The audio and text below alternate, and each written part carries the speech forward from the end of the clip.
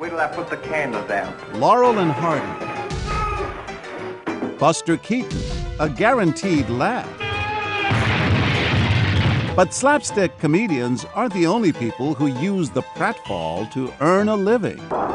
In stores across the country, people are cleaning up by falling down. The slip and fall, one of the most widely practiced forms of fraud. That water on the floor is a lawsuit waiting to happen, and this woman knows that. Oh! Oh! Ma'am, are you okay? What happened? And when the manager runs over, there's only one thing on her mind. This is a lawsuit. A quick buck. What would you do if you witness a slip and sue? Ow! Jeez! Do you blow the whistle or just blow away? We're back with our hidden cameras at the Fort Salonga Market in Northport, New York, and hired stunt actors to play our would-be scammers. Jeez! Oh! Oh! You all right? The manager is also an actor. During the morning shopping rush, our actress sets up her claim. These customers seem to notice. Oh! But once our con artist goes down, this lady does not speak up. After we break the scene, she tells us she was going to tell management.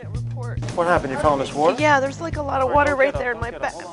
This other woman is glued to the action. My tailbone hurt. Paper towel. But later she tells us she never saw any scam. Everybody watching, you could still pull this off. Right, and it'll look real to everybody in the room.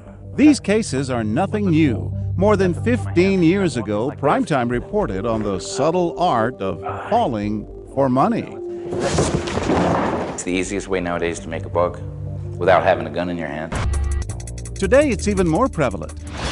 These individuals were all caught on surveillance video trying to make some fast cash. You all right?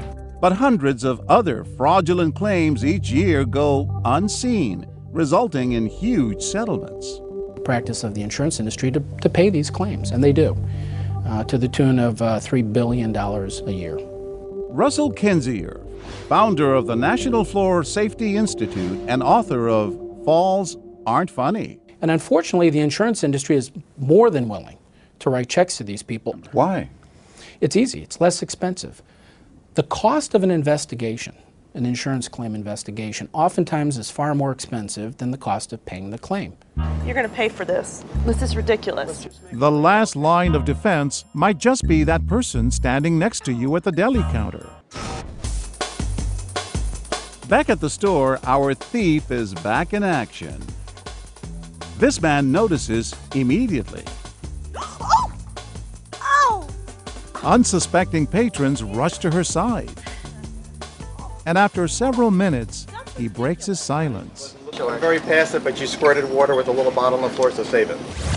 You can't always become just part of the scenery. Sometimes you got to get involved. That's how I feel. This woman stands and stares for minutes before walking away without saying a word. 5 minutes have passed, and so far, no one has taken our slip and fall scammer to task. But finally... Yes. She poured the water on the floor. I don't know what it was. Maybe like Like a water bottle or something? something like that. You glad you told him? Yeah, no, I wanted to find a way to do it, but I didn't want to make it clear that it was me, so... You seem shaken. Yeah, a little bit. This woman's reaction is instantaneous, immediately calling her out, even from across the store. Our actress tells her she's just an innocent victim. Why would I do that? Why would I do that and hurt myself? But Ellen Levane isn't buying it. Ma'am, we watched you walk through it after you poured it on the floor and slipped. I think you just have something against me. I don't even know who you are. It's time she finds out who we are. Oh my God, it's John Quinones. I'm John Quinones. Don't tell me. Yes, this is what would you do. Why get involved? Because I live here. I'm here every day at the store. I don't want to see the store soon. I like the store. I like the people in the store. But we wondered, what if our actors appear down on their luck, struggling in a tough economy? Will people be more willing to keep quiet? He's there to fix the refrigerator. But now he's on a different mission. Yeah, I told her to take a little squirt bottle out of her pocketbook, squirt it on the floor, and then put it back into her pocketbook. Wow. There you go. Really? Well, I'm filling out the report. It's his word against mine because I didn't pour anything on there, so. But when the manager goes off to call the police, will he buy this con artist's tale of woe? Yeah, okay, so if you saw me pour it, then can you just not say anything? Well, because you didn't ask me if I saw her. I know, but you saw me slip. You could just say you saw me slip. Look. We'll say that I saw you slip. Yeah, I'm having a hard time right now. I need this lawsuit. You know, I have like some cash, like $20, but I don't. Anything? Just don't try not to say anything that you saw me pour it, please. Did he really just agree to keep quiet? We're about to find out. And Mike, you definitely saw this, right? I mean, you're willing to tell a cop? I don't want to really get in trouble. I don't want to get. I'm not going to get in trouble. Just tell me what happened. I'm not going to write anything down. Go ahead. So reach into a pocketbook, pull the jar out, spray it down on the floor behind us, put it back in the pocketbook. Okay. As I was passing.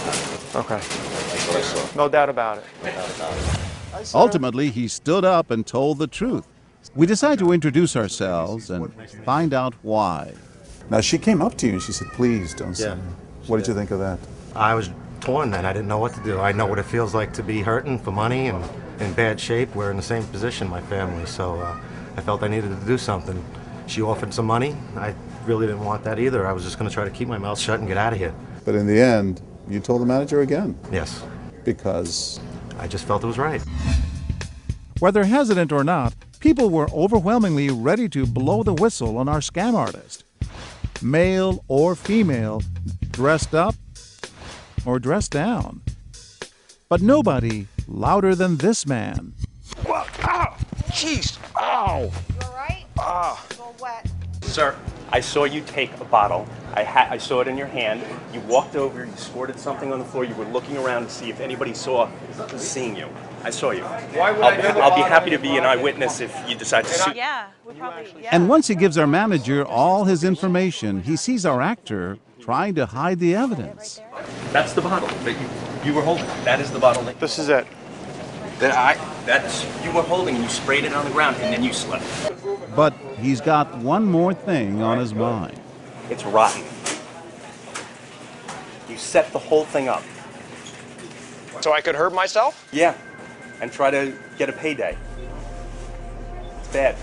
Sir, I saw you. It turns out Ray Bernardo is the chief of staff for New York State Senator John Flanagan, and he's always looking to do the right thing. This isn't your money. This isn't your store. Why get involved? It's wrong. The bottom line is it's wrong. I work for a legislative office. We work every day to help people with legitimate problems. And here was an instance where somebody was trying to game the system, and it was wrong. And the consequences for the rest of us? We all pay for it. We pay for it every day in the products and services we use. Product costs go up, insurance rates continue to go up. We see this in all of our lives. The slip and fall. You might think it only affects these people. Did anybody see what happened here? But in the end, we all wind up paying.